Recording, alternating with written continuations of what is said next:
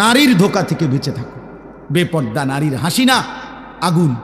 বেপর্দা নারীর শরীর, রূপ, যৌবন, এটা যৌবন না, শরীর না, এটা আগুন। এটা আগুন, এটা আগুনের গোলা, এটা আগুনের টুকরা, এটা জাহান্নামের আগুন, এটা জাহান্নামের আগুন। এই জন্য আমি অনুরোধ করছি, আমার ছেলেরা, আমার সন্তানেরা, আমার বাবারা, আমার ভাইরা, আমার বন্ধুরা, তোমরা ফিরে আসো বাপ। একটা উদ্দেশ্য নিয়ে এই আয়াতটা পড়ছি। এবার আমি এটা বললেই আমার কথা শেষ। উদ্দেশ্যটা হলো, আল্লাহ নবী সাল্লাল্লাহু আলাইহি ওয়াসাল্লাম বলছেন, যুবকদেরকে লক্ষ্য করে আপনারা বাবারাও উপদেশ দিবেন আপনাদের ছেলেদেরকে। নবীজি সাল্লাল্লাহু আলাইহি ওয়াসাল্লাম বলেছেন, এক মানুষের যৌন চাহিদা, লজ্জাস্থানের চাহিদা, নারীর আসক্তি কমানোর জন্য সবচেয়ে কার্যকর পরীক্ষিত প্রতিষেধক ঔষধ, অ্যান্টিবায়োটিক, আল্লাহ নবী বলছেন রোজা। ফাইন্না সাওমা লাহু বিজাউন, নিশ্চয়ই রোজার মধ্যেই রয়েছে যৌন শক্তি নিয়ন্ত্রণের, যৌবনের চাহিদা নিয়ন্ত্রণের প্রতিষেধক। রাসূলুল্লাহ সাল্লাল্লাহু আলাইহি ওয়াসাল্লাম বলছেন, কোন যুবক যদি নিয়মিত রোজা রাখে, ধারাবাহিকভাবে রোজায় অভ্যস্ত হয়, মাহে রমজান সামনে, একটা মাস যত্ন নিয়ে যদি সে সুন্দর করে রোজা রাখে, একটা মাস যদি সে আল্লাহর সাথে ওয়াদাবদ্ধ হয়ে, চুক্তিবদ্ধ হয়ে, যে মালিক আমি ওয়াদা দিলাম, যা হয়েছে ভুল হয়েছে মাওলা, আমার পিছনের জিন্দিগি আমি ভুল করেছি, তওবা করে এবারের রমজান আমি রোজার মাধ্যমে আমার চরিত্র হেফাজতের সিদ্ধান্ত নিলাম, আমি আর নাফরমানি করব না, 5 ওয়াক্ত নামাজ পড়ব, রোজা রাখবো, ইফতার, সাহরি, তারাবি, 20 রাকাত, তাহাজ্জুদ, দোয়া, মুনাজাত, রমজানটা সুন্দরভাবে জীবনটা কাটাবো মাওলা। আল্লাহর কসম, আল্লাহ ওয়াদা দিছে, বান্দা লাআল্লাকুম তাত্তাকুন, তাহলে আমি 1 মাসেই তোমাকে, 1 রোজাতেই তোমারে মুত্তাকি বানায় দিব। ঈদের চাঁদ উঠলে জান্নাতে উঠায় দেব, ঈদের চাঁদ উঠলেই জান্নাতে দিয়ে দেব। 1 মাস, 30 দিন, 31 দিনে যাবে না, 30 দিনে ফ্লাইট। ইয়া আইয়ুহাল্লাযীনা আমানু, হে ঈমানদারগণ, যেন রব্বুল আলামিন বললেন, মুমিন, ঈমানের পাসপোর্টটা আমার হাতে দাও। আল্লাহ বললেন, বান্দা ঈমানের পাসপোর্ট আমার কাছে দাও, আমি নিলাম। এবার কুতিবা আলাইকুমুস সিয়ামু কামা কুতিবা আলাল্লাযীনা মিন ক্বাবলিকুম, আমি রব্বুল আলামিন তোমার উপরে রোজা ফরজ করলাম, পূর্বসূরীদের উপরেও ফরজ করেছিলাম। এই 1টি মাস তুমি আমার হুকুম মেনে মাহে রমজানের কদর করে রোজা এবং রোজার সাথে সম্পৃক্ত যাবতীয় বিধান সর্বোচ্চ মনোযোগ দিয়ে গুনাহ থেকে, পবিত্র থেকে পালন করো বান্দা। 1টা মাস সময় নিলাম, পাসপোর্টও আমি জমা নিলাম। আল্লাহ বলেন, যদি ঠিক মতো 30 দিন যত্ন নিয়ে মাহে রমজান কদর করো, রোজা রাখো, গুনাহ থেকে বাঁচো, লাআল্লাকুম তাত্তাকুন, 30 দিনের ভিতরেই তোমাকে আমি মুত্তাকি বানিয়ে দেব। আর যে মুত্তাকি হবে, উইদ্দাত লিল মুত্তাকিন, আল্লাহ বলে জান্নাত বানানোই হয়েছে মুত্তাকিদের জন্য। অতএব 30 দিনের ভিতরেই পাসপোর্টে ভিসা লাগায় দেব, ঈদের দিন ফ্লাইট, ঈদের দিন ফ্লাইট। হাদিসে আছে, ঈদের দিন যখন ইমানদার রোজাদার পুরা 1টা মাস আল্লাহর হুকুম ঠিকমতো পালন করছে, ওহো মজার বিষয় না। ইমানদার যখন ঈদগাহে রওনা দেয়, নামাজের জন্য রওনা দেয়, ঈদের নামাজ পড়ার জন্য, তো খোদার কসম আল্লাহ ফেরেশতাদেরকে ডাক দিয়ে বলে, ফেরেশতারা, আচ্ছা বলো তো, কোন শ্রমিক তার মনিবের অনু আদেশ, তার কাজ, তার মেহনত যদি সে পূর্ণ আদায় করে, তাহলে তার বিনিময় কি হয়, প্রতিদান কি? তখন ফেরেশতারা বলে, মাওলা, কোন শ্রমিক যদি তার মনিবের কর্ম, মেহনত ঠিক ঠিক আদায় করে 100 ভাগ, তাহলে তাকে পারিশ্রমিক দিবেন পূর্ণ, এটাই তো ইনসাফ। তারে যেটা কথা, যেটা দেন না, এটাই দিবেন, পুরা টাকা কম দিবেন না, কারণ সে তো কি করে নাই, ফাঁকি দেয় নাই। আল্লাহ তখন বলে, আল্লাহর কসম ফেরেশতারা তোমাদেরকে সাক্ষী রেখে, ও ইজ্জতি ও জালালি ও ইরতিফায়ে মাকানি ও উলুবে মাকানি, আমার ইজ্জতের কসম, আমার মর্যাদার কসম, আমার উচ্চ মহান সম্মানের কসম, আমি আল্লাহ তোমাদেরকে সাক্ষী রেখে বললাম, আমি আমার এই ইমানদার রোজাদার যারা রোজার হক আদায় করছে, আমি তাদেরকে আজ ঈদের ময়দানে মাফ করে দিলাম, মাফ, পারিশ্রমিক দিলাম, যা। তখন হাদিস আছে, ফেরেশতারা বলে, ইয়া আইয়ুহান নাস, হে লোক সকল শুনো খুশখবরি, আমরা এইমাত্র নিজ কানে শুনছি, ইন্নাল্লাহা কাদ গাফারা লাকুম, তোমরা আল্লাহ মাফ করে দিছে। তারজিউ রাশিদিনা ইলা রিহালিকুম, অতএব তোমরা খুশি খুশি চিত্তে তোমাদের নিজ নিজ ঘরে ফিরে যাও। যাও, একটু পরে বিমান আসবে, উঠবা, জান্নাতের ফ্লাইট উঠবা। ফ্লাইট হয়ে গেছে, ভিসা লাগিয়ে গেছে, বলেন আলহামদুলিল্লাহ।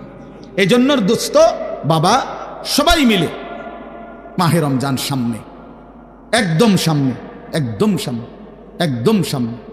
আর সর্বোচ্চ 30-31 দিন হবে না, এই সর্বোচ্চ 30 থেকে 31 দিনের ব্যবধানে মাহে রমজান, মাহে রমজান। অতএব আমার শায়েখ আল্লামা মুফতি মুশতাকুর নবী কাসিমি হুজুর বলে, সামনে আছে 30 দিন মাহে রমজানের শুভ দিন। হুজুর এটা সবসময় প্রতিদিন বলে, সামনে আছে 31 দিন রহমত মাগফিরাতের শুভ দিন, নাজাতের শুভ দিন, শবে কদরের শুভ দিন, জান্নাত লাভের শুভ দিন, গুনাহ মাফের শুভ দিন। ছোটবেলায় এই একটা উদাহরণ শুধু শুনেন, আপনারা একটু বয়স্করা যারা দেখছেন, ছোটবেলায় আমরাও দেখছি। ছোটবেলায় আগে আমরা ছোট্ট থাকতে যেটুকু যখন বুঝেছিলাম 10-12 বছর বয়সে আমরা দেখছি, তখন তো দেশি মুরগি, বাড়ির ফালুন্না মুরগি দিয়েই মেহমানরা আপ্যায়ন করত। তো সকালবেলা 7টা-8টা বাজে মুরগি ছেড়ে দিছে বাড়িতে, আমার নানার বাড়িতে আমি বহুত দেখছি।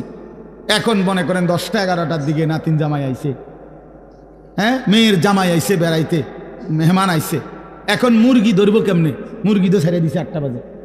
তো তখন নিয়ম ছিল, আমার নানার বাড়িতে দেখতাম পুরা বাড়ির 4 ঘর আমার মামারা, তো বাইর হইবার রাস্তা একটা, মানে একটা বাড়ির থেকে একটাই দরজা, টিনের দরজা ছিল, এইটার গোড়ার মধ্যে জাল লাগাইতো, জাল এরকম জাল টানাইতো, আর এই বেড়িতে মিললা পুরা বাড়ির থেকে মুরগি না সব দিক থেকে এখান দিয়ে বাইর করার চেষ্টা করতো। মুরগি যখন এদিকটা দৌড় দিত, জালে আটকায় যেত, তখন ধরতো, ওইটা জবাই করতো। আমি অনেক দেখছি, আমরা ধরছি। এর রমজানে এমন, রমজানে আল্লাহ নবী বলছেন, আল্লাহ জাহান্নামের সব দরজা বন্ধ করে দেয়, সমস্ত শয়তান শেকলে বন্দি করে দেয়, শুধু জান্নাতের দরজা খোলা থাকে।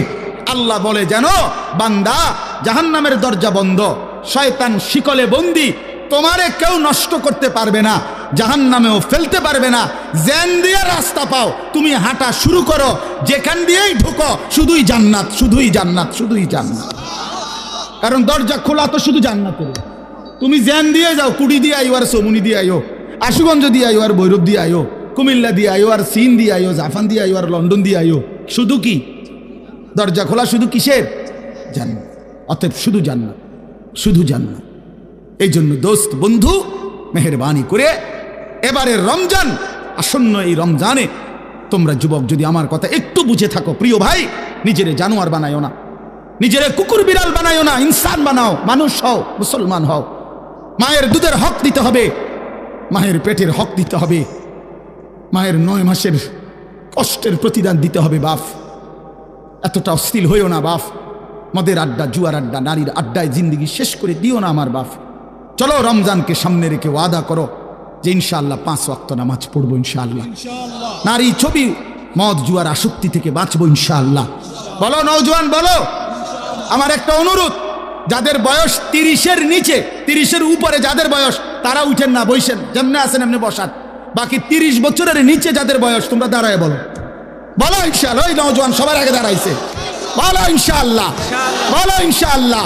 ওঠো নওজোয়ান, দাঁড়াও নওজোয়ান, হিম্মত করো নওজোয়ান, ইনশাআল্লাহ তোমাদের হাতে কালেমার পতাকা উড়বে, ইনশাআল্লাহ আগামীর ইসলামের পতাকা উড়বে, ইনশাআল্লাহ সারা পৃথিবীতে ইসলামের আলো ছড়াবে, ইনশাআল্লাহ। যুবকের সেজদা দিলে তোমরা নামাজি হলে ইনশাআল্লাহ ইসলামী হবে এই মাটির ধর্ম, ইনশাআল্লাহ। বসো বাপ, কাজে খামখেয়ালি করো না, হাসি ঠাট্টা করে উড়াই দিও না। আল্লাহ তাআলা আমাদের যুবকদেরকে, বাবাদেরকে, ভাইদেরকে, আজকের মাহফিলের ইন্তজামওয়ালাদেরকে মাফ করে দেন, আমিন। সুবহানাল্লাহ ওয়া বিহামদিহি। জি মেহেরবানি করে বাপ, অনুরোধ আমার, আমি অনেক দূরে যাইতে হবে দোস্ত, আমার আল্লাহর দোহাই, আমারে কষ্ট দিও না। তোমরা উঠাউটি করে আমি মুসাফা করব না কারোর সাথে, আমি কারোর সাথে হাত মিলাবো না, কাজে দয়া করে আমি চলে যাইতে হবে। মাওলানা সাহেব আসছেন, মেহেরবানি করে প্রত্যেকেই সুন্দর করে জমে আরো কিছুক্ষণ বয়ান শুনো বাপ, শুনে দোয়া করে এরপরে যাইও। আল্লাহ তাআলা বরকত দান করেন। মাওলানা সাহেব ঢাকা থেকে আসছেন, কাজেই দয়া করে আমরা প্রত্যেকে ইনশাআল্লাহ মহব্বতের সাথে মাওলানা বয়ান শুনে আমরা একসাথে তোমরা মুনাজাত করে যাইও। আল্লাহ সবাইরে কবুল করেন। আমারে ধাক্কা ধাক্কি করে কষ্ট দিও না বাপ। আল্লাহ সবাইকে ভালো।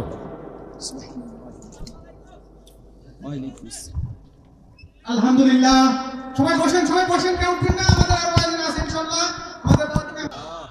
প্রিয় ভাই, নওজোয়ান, বয়স্ক বাবা, বিশেষ করে নওজোয়ান, তোমরা ভাইয়া এই হাতে যেদের মোবাইল এগুলা নামায় ফেলো ভাই।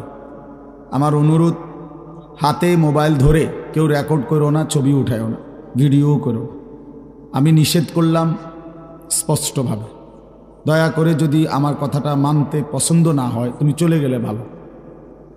দয়া করে তুমি প্যান্ডেলের বাইরে চলে গেলে আমার কোনো আপত্তি নেই, কিন্তু আমি চোখে পড়লে আবার ধমক দেব, তাইলে ভাই লজ্জা পাইবা। এজন্য আমি স্পষ্ট নিষেধ করলাম।